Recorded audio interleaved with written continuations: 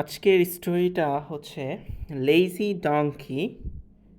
So lazy মানে হচ্ছে অলস, ডঙ্কি মানে গাধা। So let's jump into the story. Bhola owns a donkey called Khandaya. Bhola is a very tolerant and kind master. The donkey is lazy and always finds ways to avoid work.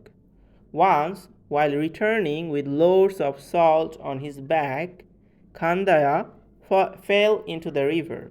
He realized that the fall had lessened the weights of the sacks as the salt had dissolved into the water. The next few days, Khandaya willingly fell into the water every day. Bhola was unhappy at the way Khandaya behaving because he had a great loss in business. He decided to teach Khandaya a lesson. The next day, instead of salt bags, he loaded Khandaya with bags of cotton. Khandaya was unaware of the change. As it planned, he fell into the water and got the bags wet. But he was surprised to find the load unbearable. His master also started beating him. Khandaya learned his lesson and started behaving well. So এটার বাংলা অর্থটা এরকম দাঁড়ায়, ভোলা একটি গাধা ছিল, ভোলার একটি গাধা ছিল, সেটার নাম ছিল খান্দায়া।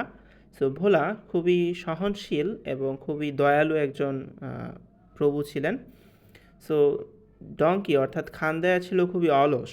সে চেষ্টা করতো কিভাবে কাজে ফাঁকি দেওয়া যায়। সো একদিন যখন সে লবণের লোড বা ভার বহন করে নিয়ে যাচ্ছিল, খান্দায়া নদীতে পড়ে গেল। সে বুঝতে পারলো যে আসলে যে সে পড়ে গেছে, এই পড়ে যাওয়ার ফলে তার যে সল্টেটা পানিতে দ্রবণীত হয়ে গেছে। এবং পরে সে কিছুদিন পরে খান্দায়া নিজে ইচ্ছা করেই বারবার এরকম করতে লাগলো। তো বোলা এটা দেখে খুবই অখুশি হলো এবং সে বুঝতে পারলো যে তার ব্যবসায় খুবই লস হচ্ছে। সো সে ভাবলো যে খান্দায়াকে একটি উচিত শিক্ষা দিতে হবে। এজন্য সে সল্টের জায়গায় সে কাপড় বা কটন রেখে দিল। সো এই চেঞ্জটা সম্পর্কে খান্দায়া অবগত ছিল না এবং সেটা নিয়ে যখন পড়ে গেল সেটা খুব ভারী তাকে অনুভব হলো।